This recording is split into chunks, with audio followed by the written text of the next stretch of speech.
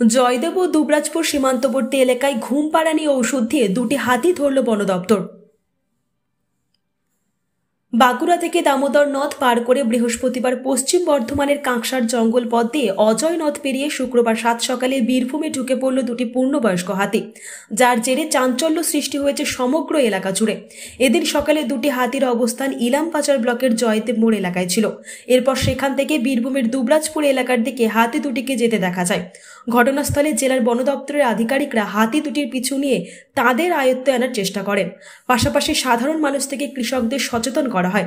তারপর এদিনই দুপুর নাগাদ ওই হাতি দুটোর পিছু নিয়ে বন দপ্তরের আধিকারিকরা বীরভূমের জয়দেব ও দুবরাজপুর সীমান্তবর্তী এলাকায় ঘুমপাড়ানি ঔষধ দিয়ে হাতি দুটিকে তাদের আয়ত্তে নিয়ে আসে। হাতি দুটির শারীরিক চিকিৎসার পর তাদের ফের জঙ্গলে ছেড়ে দেওয়া হবে বলে জানা যায় বন দপ্তর সূত্রে।